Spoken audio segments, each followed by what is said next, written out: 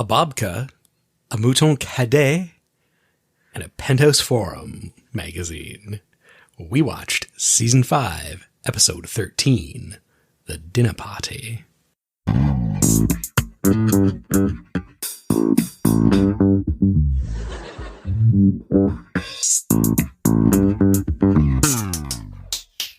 We have to explain why we keep saying dinner party with an accent. It's from Mythic Quest. If you haven't watched Mythic Quest... It's a worthwhile watch on Apple TV. Yeah, it's on Apple TV, though. Or steal it. So, Katy. Hi. How'd you like the dinner party? I liked it. I think I liked it. Mm-hmm. It was sort of a bottle episode. It was a weird, like, 2-location bottle episode, essentially. Yeah. I mean, did I like the people in it and what they were doing? No. But was it a funny episode? Yes. Mm-hmm. Elaine just lost the plot in my books in this episode. Going after the, what was her name? I didn't write down her name. I didn't write it down either, but dinner party guest. Going after George. Yeah, I wrote going after George. Going justified. after the baker.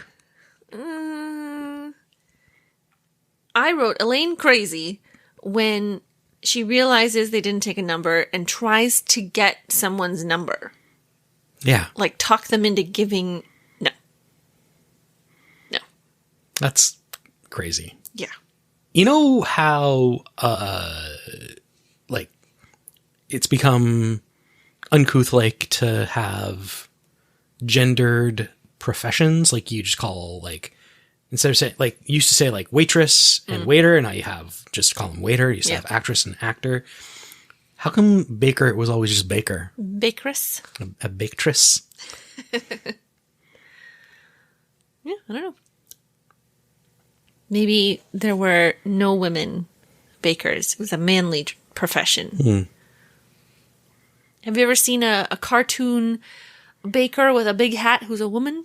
That's a chef, not a baker. As I was saying it, I realized that's a chef. Okay, the floppy hat. So this episode was written by Larry David. It was directed by Tom Sharonis. It aired on February 3rd, 1994. Both Screen Crush and Vulture.com fans of this episode. Screen Crush had it as the 21st best episode, and Vulture.com had it as the 25th. Wow. This was like Peak Seinfeld? Peak Seinfeld. It's hitting its stride. It's like got everything going for it. They can guest star dictators and tyrants. I also feel like these episodes have a lot of quotable moments. Babka.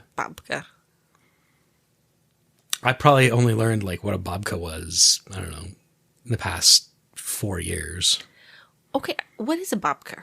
It's like so the only reason that I know what it is because of the YouTube channel Binging with Babish, where he takes food and meals from television and movies and recreates them. Okay, did he make a cinnamon babka? Yeah, I think he might have made chocolate. So I think it's, if I'm remembering correctly, you take a dough that's been like laminated, so it has like layers of like dough and chocolate or dough and cinnamon, but then you like do it in a loaf pan, and kind of like, it's like organized but mushed all up. Like if you think like shoving like you'd then like braid it like a challah bread, but then put it in a loaf pan. It gets all kind of squished like that. Why don't we make one on the weekend? So I'm embarrassed because I've heard the Ukrainian Easter bread called babka and paska. So I'm picturing a paska with chocolate, and I don't know if that's what it is. I would say that's not what it is of my my knowledge of Pascha. Okay. Maybe we should make both. It's a lot of bread. It is a lot of bread. It's also, I mean, for necessity, Baba would make like, I don't know, 12 Pascas. So I only have a recipe for a bakery level of Pascas, not one. Oh, it looks very good. It's not a Pasca. Not a Pasca. Yeah, let's make babka. Here's Josh Weissman's babka. Oh, Babish's looks better. I don't know. Whatever. You're cooking bros. The lesser babka. I think I would prefer a cinnamon babka. It's kind of like a cinnamon roll loaf thing. Yeah. Yeah. Ooh, a chai babka? Nutella babka? This is just babka talk. Pizza babka? Oof. Get out of town. So who are the guest stars? Not a lot of guest stars featured prominently in this episode. So we had Amjad J. Kaisen playing Saddam Hussein. He apparently could not speak English sufficiently well. He was totally so they dubbed. ADR'd. Yeah. The ADR was done by Larry David. Was it? We had Catherine Cates play the part of the baker. She was in The Many Saints of Newark, Hunters, and Shades of Blue. And then we had Frank Novak as the liquor store clerk. He was in The Watchmen, Independence Day, and Newsies. Wow. I mean, there was other people, but I mean, nobody. There wasn't a lot of guest stars in this. Let's throw it back to last week now when I asked you if you remembered this episode. You got Gore-Tex. You got Babka. You got the black and white cookie. You got the, I don't even drink wine. You know what I drink? Pepsi. So? I think I nailed it. I'll read the synopsis. George and Kramer and George's jacket cause havoc at a wine shop. A babka and a black and white cookie spell trouble for Jerry and Elaine at a bakery. That happens. Mm-hmm.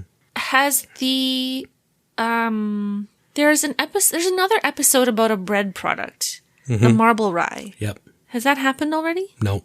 Okay, so I know about the marble rye, sort of.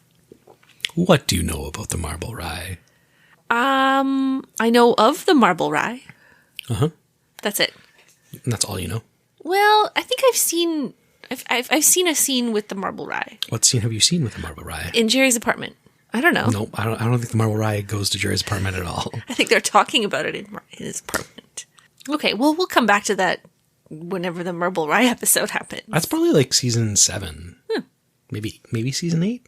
We should have never landed a man on the moon. Everything we do will be compared to that. We can land a man on a moon, and you can't find a parking space in New York City? So, like, if we take this idea and we extend it out further, we should have never done anything. We should never have sliced bread. Nope. We should have never, like anything that we do, the second best thing, like whatever they said before, you land a man on the moon, but you can't get a good cup of coffee. Like we put a satellite in space, but you can't make a good cup of coffee. You can fly an airplane, but we can't make a good cup of coffee. So I'm reading an interesting book called The Psychology of Money. Somebody gave me this book. And the first chapter is, I think it's called You're Not Dumb or something like that. It's very reassuring.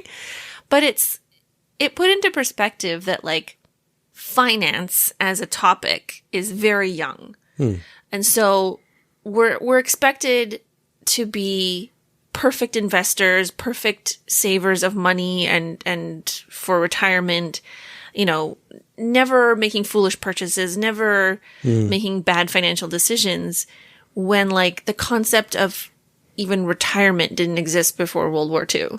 Right. And like in the US, what do they have? Roth IRA, like 401ks, those didn't exist until like the 70s or 80s. Yeah. So like expecting people to be good at something that is so recently developed is unfortunate because, you know, money is an emotional thing more than a logical thing. We can put a man on the moon and you can't understand a Roth IRA. Well, I did get audited twice in the past year. Yeah. Maybe the CRA will go on strike and they'll just forget about that. Or maybe they'll just leave me alone. I mean, I got audited for another year when the other audit wasn't even finished yet. Not the one with the first audit. How are we supposed to start on the second audit? I know. So for you, what's the cutoff for saying Happy New Year? I almost said it to somebody in March because I hadn't seen them since the previous year. But I didn't because it's crazy. I think mid-January. Yeah, I'm going to say like January 14th, 15th. You're 2 weeks into the new year. It's Ukrainian New Year's, January 14th. Yeah. Then you stop. We have to say it in Ukrainian then. Yeah. Say it in Ukrainian, Katy. All I can think of is happy birthday. Say it in Ukrainian. No. You put me on the spot. Czerwona czerpacha. Yep, that's what it is. So Elaine got Happy New Year'd in February.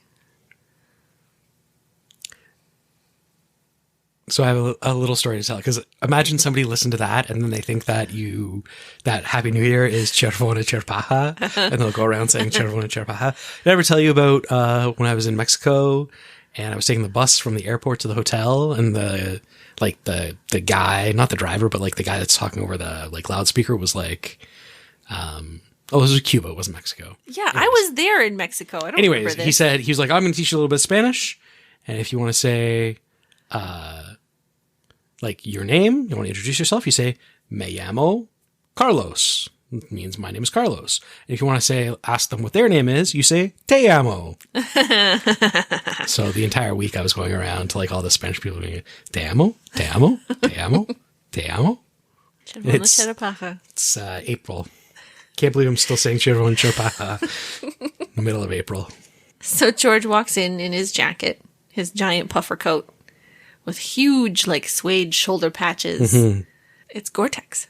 I feel like Gore-Tex was going to be the next miracle fabric. Do you see Gore-Tex anymore? I don't feel like you see it anymore. Your boots are Gore-Tex. I was actually thinking about this episode, and I was like, yeah, you never see Gore-Tex anymore. I look down at my feet, boom, Gore-Tex. Now it's just ubiquitous. No one talks about it. But George really likes saying Gore-Tex. Mm-hmm. Who's Gore? Did Al Gore invent Gore-Tex? Along with the internet and the environment. Elaine and Jerry just start slapping and punching him. Hey, can you feel this? He's not wearing a dog training bomb disposal suit. Kind of looks like one. Yeah. You think that was a real jacket or they had it made? No, that was ridiculous. They had that made. Oh, okay. I thought you were about to say like, no, that's a real jacket you buy. No. Mm-hmm. It was wider than it was long. I think that's just because George is short. That was not a real jacket. Yeah. George is arguing about having to bring wine to a party. The fabric of society is very complex. I don't even drink wine. I drink Pepsi. I mean, you do have to bring something. It's a little bit ridiculous. Like, come to my house and we'll have dinner. And you're like, well, I'm going to bring the food. Like, the concept of bringing something is ridiculous? A little bit, yeah. It's not for the meal. It's a gift for the host. If I said, hey, come to my racetrack and we'll drive race cars, would you be expected to bring a race car, not to use while we're racing those cars, but for me to have at some point later when I'm racing cars? This analogy is ridiculous.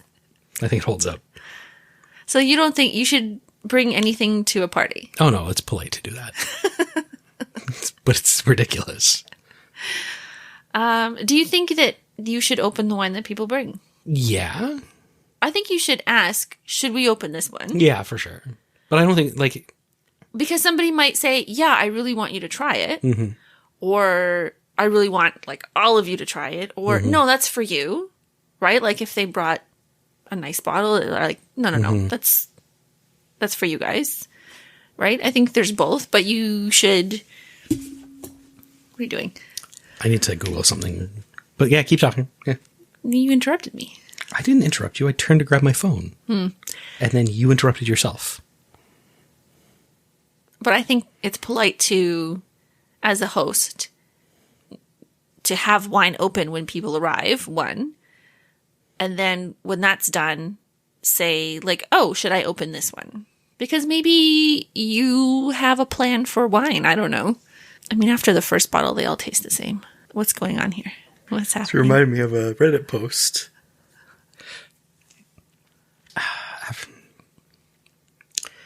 Reddit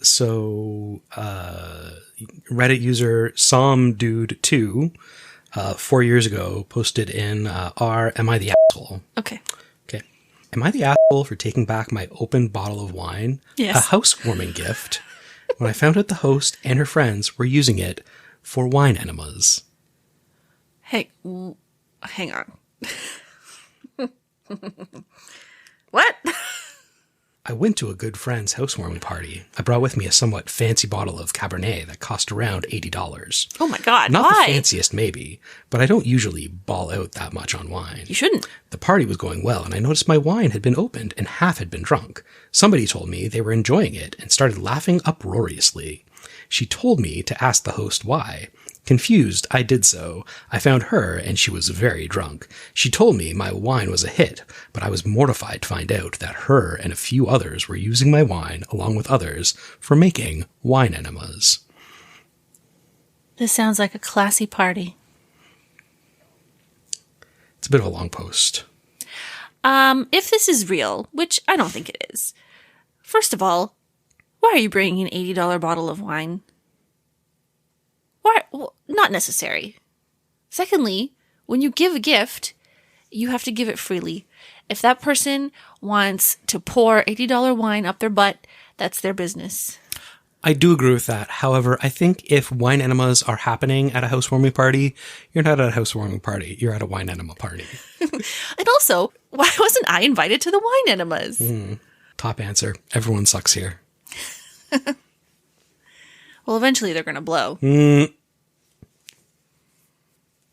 Right? It doesn't get absorbed. It's got to come out.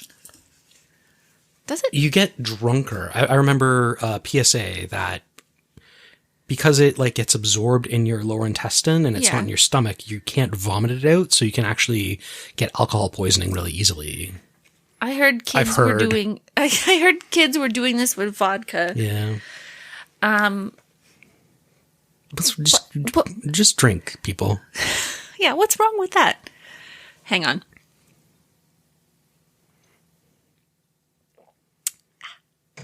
So, the Also, fabric of society if it's up your butt, you can't taste it. What does it matter what it is? You should just put vodka up your butt if you're going to do that. You drink wine because you like the taste of wine because it's enjoyable.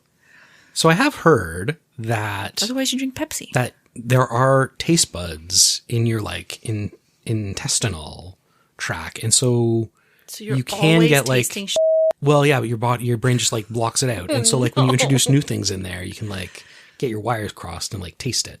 But why? You can taste it with your mouth so much better. I don't know why you'd want to put your mouth inside their intestinal tract. Also, I wouldn't take your bottle back. Are their hands clean? Have they just been... How clean could their hands be? How do you wine enema? Is it going into an enema bag? Or is it just being poured into someone's butt? So you're telling me that wine is better than Pepsi? Ringdings and Pepsi. What are ringdings? They're the little Debbie snack cakes with the little... Oh, yes. I keep thinking of Ringalos, and I always forget that that's a ringding. But would a liquor store sell ringdings? Well, if it was like a... So in New York, they have... they don't have like right. LCBOs, right? They have just they like have cool stores. stores where you can buy... Anything. Gotcha. Yeah. When Jerry and Aline are at the bakery, and Jerry's talking about... I guess he's talking about the black and white cookie. Mm-hmm. And Aline goes... I often wonder what you'll be like when you're senile. I don't think it'll be very different. You're in for a smooth transition. Two races of flavor living side by side in harmony. What does he say? You gotta believe in the cookie? Look to the cookie, Elaine. Look to the cookie. Kramer doesn't have his wallet because it throws his hips off kilter. Mm-hmm. You haven't carried your wallet in your back pocket for a long time. Did you ever? Oh yeah, I used to all the time. Did you stop when we started seeing a chiropractor? No, it's It's uncomfortable. I prefer to carry it in my pocket. I've seen a clip of George in his wallet. Has that happened already? No. Okay. And he carries that in his back pocket? Well, it's one of those things where there's no continuity with this. So like the wallet that he has in this episode is not the giant wallet. Oh, I was going to look up Napoleon cake. Do you know what that is? I've heard of it, maybe? I don't know.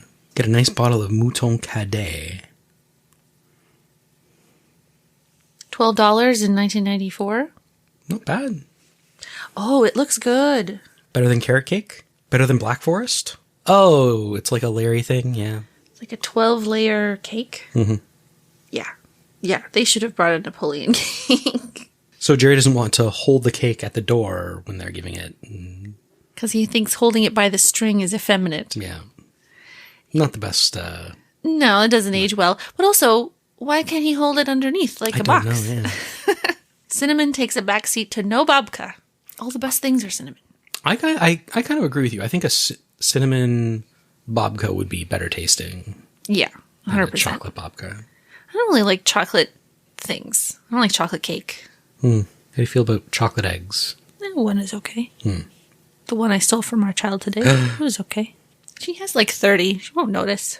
There's an O'Doul's sign in the window of the liquor store. So they have to go and break a $100 bill so that they can buy the wine, and they go to the liquor store guy refuses. Like, they could just buy more alcohol. Yeah, that makes sense. And a newsstand guy is going to be less willing to break 100. Yeah. Also, like, have you ever had anybody refuse to break 100? I don't often walk around with them, but there's a whole Corner Gas episode about this. Oh, yeah, there is. Brent gets a Borden? He gets a Borden, and nobody wants to break it, so he just gets stuff for free. He keeps writing IOUs. Oh, I thought it was just like, I can't break that. Just take it. It's a little bit like, take it, I'll get you next time. Because then at the end, everybody's like, oh, you owe me for this. You owe me for this. You owe me for this. I don't remember that part. We spoiled a Corner Gas episode. From 12 years ago. So they go to the newsstand and get gum, a Clark bar, a newspaper, and a Penthouse Forum. Is that only like there's no pictures in it? It's just like text? It's just the letters? I guess. I don't know. Weird. I was looking at the magazines on the stand. And so the one I noticed was one that had Michael Jackson on it. I saw that. It was next to an Audrey Hepburn one. Yeah, so I didn't look if she had just passed away, but that was the December 1993 issue of Entertainment Weekly. It says, Now What? Michael Jackson. So I looked up what that issue was, and the cover says, you can buy it on Amazon for $15. The cover says, as the accusations grow even more lurid, where will Michael Jackson turn? His family blasts his advisors, his friends are strangely silent, his record company has postponed his next album, and now, according to an exclusive EW poll, even his fans are deserting him. So in 1993, he was still touring the Dangerous album. That one had Black or White on it. Black or White, the black and white cookie. Ooh. The first accusations came out that year. He also married Lisa Marie Presley that year. And he composed the music for Sonic the Hedgehog 3 for Sega. Oh, really? Yes. But he wasn't happy with it, so he's uncredited. Interesting. Yeah. Let's just hope he doesn't become a shut-in and turn to drugs and alcohol. All because of the Sega. Yes, Audrey Hepburn died in the beginning of 93. Taking a little bit of a left turn, did you get the line about when they're arguing about whether or not the stories in the Penthouse Forum are true? A large proportion of people are having sex with amputees. I heard that. I don't understand. I don't know what it's referring to. I don't understand what it could be referring to. Neither do I. Jerry and Elaine are sitting in the bakery. I think at this point they're waiting to return the babka with the hair on it. And yes, because Elaine's like, I took the hair off. What's the problem? And Jerry's reticent to explain. He's like, I had an issue with the hair. I don't want to talk about it. She goes, come on. He goes, well, okay. There was a hair in my farina. What's farina? I looked it up. It's like cream of wheat. Oh. It was my mother's. I just ran and ran. I was small, but I was fast. Found me 3 hours later, collapsed in a construction site. Jerry says that Elaine washes her hair with like shampoo from the natural food aisle, and she's bragging, you could eat off this hair. And he goes, I wash my hair with Prel, the hard stuff. Mm-hmm. I couldn't find anything called Prel. Isn't it Purell? Oh, like the hand sanitizer? Yeah. Oh, I don't know. Do you remember, did we tell this story already when our friends were telling us about when they first moved in together and he bought Pert Plus? I don't know the story you're talking about. So they started living together, and the guy goes out shopping, and for shampoo he buys Pert Plus, and uses it, leaves it in the bathroom, whatever. And then he hears his girlfriend. She goes to take a shower, and he can hear her over the water go, Pert Plus. Deanie Petty used to be the spokesperson. Do you remember Deanie Petty? So, first off, what's wrong with Pert Plus? Secondly, like, as a man, I would say before 2005, you weren't marketed with, like, men, like, shampoos or lotions or conditioners or any of that. And then... What did you use? A, like, bar of soap on your hair? I did for a long time. And you still have it. It's a miracle. And then the, like, Axe... oh, yeah. Like, they came out and it was, like, Axe body spray, but then you could get the same, like, shampoo, and, like, it was all like that, and there was, like, that. And then, like, Old Spice came out, and they had their shampoos and body washes. So, like... Dove Men Plus as Care. As a dumb kid, you didn't have... Like, you're like, I don't know, like, what's... There's ads on TV for Pert Plus. I'm going to get Pert Plus forever. Pert Plus. Remember Timotei? Pert Plus was Pert Plus the first 2-in-1 shampoo and conditioner? Yeah, I feel like it was. You At least in time Canada. there. You don't have to open 2 bottles. One runs out faster than the other. Yeah, remember the meme you sent me where it was like somebody like super happy, and it was you finished the bottle of shampoo and conditioner at the same time? That was my friend. Oh. She finished the bottle of shampoo and conditioner and styling product all at the same time. Wow. The trifecta. Wow. Did she buy a lottery ticket? She did, and she won $10. Wow. Would you even consider double parking? No. That's wild. And for that long. Like, even when Kramer and George were debating about whether or not they should double park, I was like, don't double park. Just like one guy like circle the wall. Yeah. Like, you gotta keep it in motion. Let George out. Mm-hmm. Kramer drives around. Sure. Even Kramer getting out and leaving George in the car double parked is so awkward because he's not in the driver's seat. Mm-hmm. He's got to get out to move the car. So, yeah. I guess it's a New York thing. I would never. You got David Duke and Farrah Khan in there. See if some guy walk by a lane with a cane and nearly break her toe? Is this the second episode where she breaks a toe? What was the other episode? In the eyeglass store? Oh. What happened then? A dog bites her. Oh, it bit her in the leg. Yeah. Right. And she kind of complains to the guy, and he turns around in really bad ADR, just like, sorry. Yeah. So there was bad ADR there. There was bad ADR when George confronts a guy that he thinks is going to move the double parked car. Yes, and the guy's mouth is not moving when he's talking to George. And then there's bad ADR when Saddam Hussein talks. Yeah. Was the guy who wasn't double parked also Larry David's voice? Oh, I don't know. Probably. So Jerry's vomit streak is over? Vomitless streak, I guess. Went about as well as you could expect. George admits he's scared of Elaine. She does seem like crazy. And like, why is she mad at George? Why isn't she also mad at Kramer? Because Kramer didn't walk in. I guess he was circling. But she, like, before even George shows up, she's like, I'm going to get him. Remember that Panama hat he had? That was nothing. I'm going to pull that hood over his head and, I don't know. Pull the strings tight and suffocate him. Yeah. I guess, I don't know. Why does she single out George? Because he complained so much about all of this? I don't know. I did think it was funny when like he innocently, they say like, oh, we got a cinnamon babka. And he like innocently is like, oh, why didn't you get chocolate? Jerry's like, why didn't they stay at the party? No, they were so fed up from like everything that happened beforehand. I know, but they went to all that effort. Just cut your losses, go home. Put on a pair of track pants and... In that case, take the babka home, take the wine home. Don't show up at all. Don't show up at all. Move, yeah. Say, oh, car broke down. Or just say, I didn't want to come.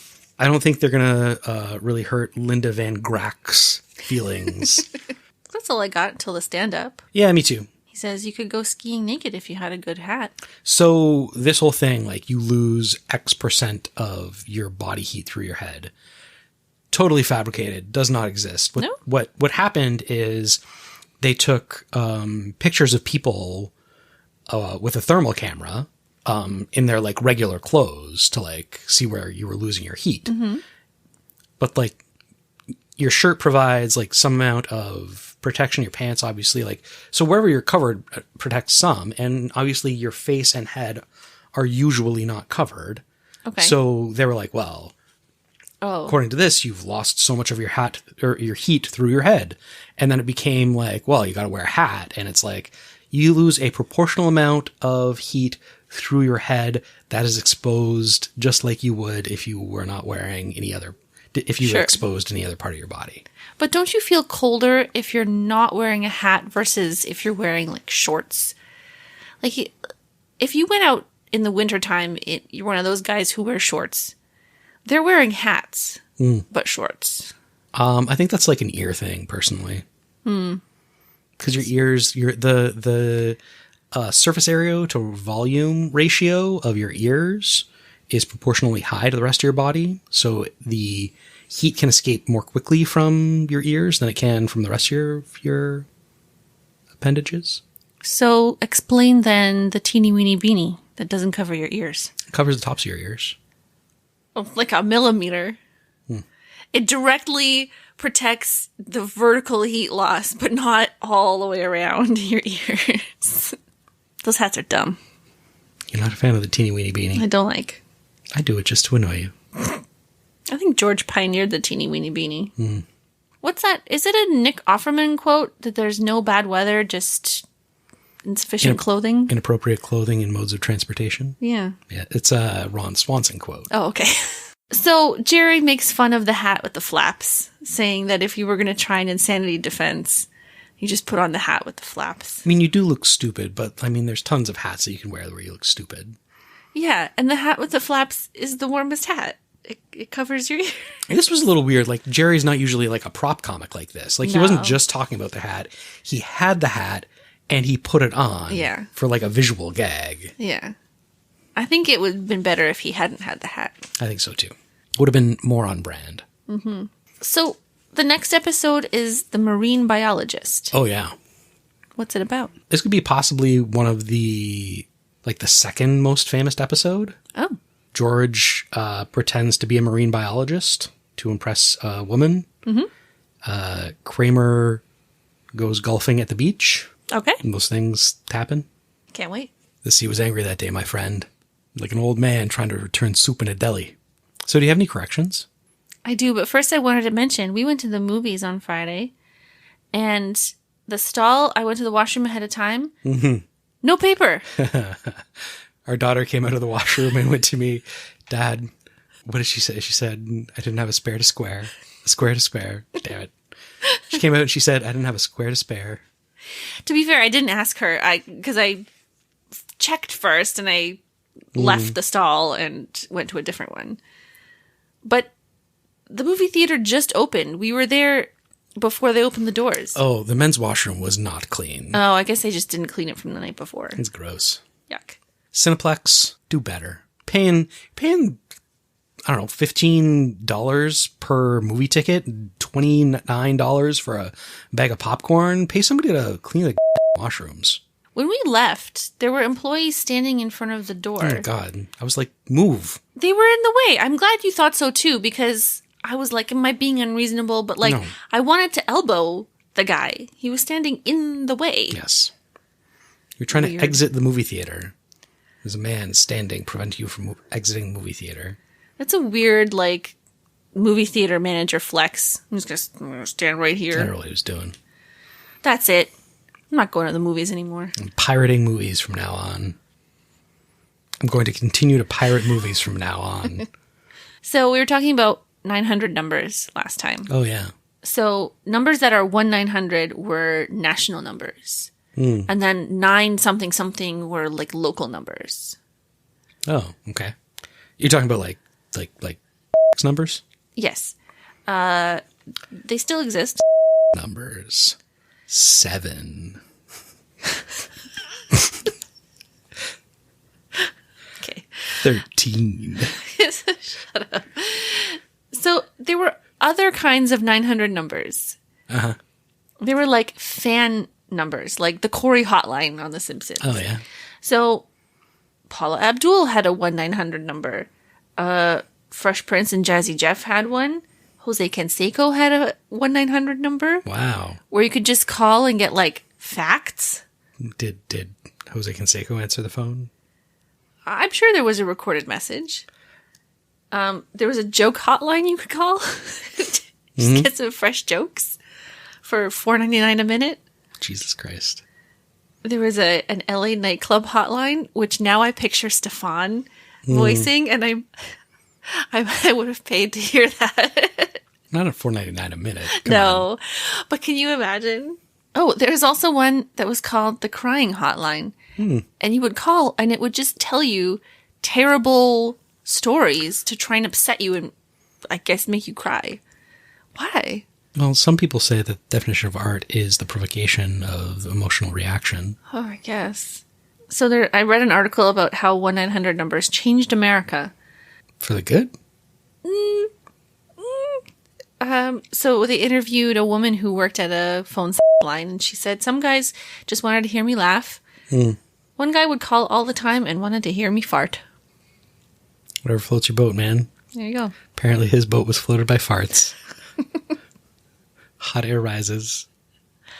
So Elaine's shoes are Botticelli. We were talking about her shoes, Yeah. her weird shoes. It's a real shoe company, but they don't sell loafers like that anymore. On our wrap continuum, our tortilla continuum we were talking about last time, Yeah. we argued about chickpeas. They're legumes, as are pinto beans, which are the most refried bean of the beans. Well, there you go. Was it a hard G or a soft G? Shush. You brought up a joke about chickpeas, but you didn't say it. Oh, yeah. No, that would... It's You're not explicit going rating. to? Okay. Well, you know the joke, right? When I was doing the corrections, I was like, oh, okay. Okay. That's all. And on that bombshell. Bye-bye. What was I going to say? I was going to say something to say goodbye, but I can't remember what it is now. It wasn't goodbye? Bye.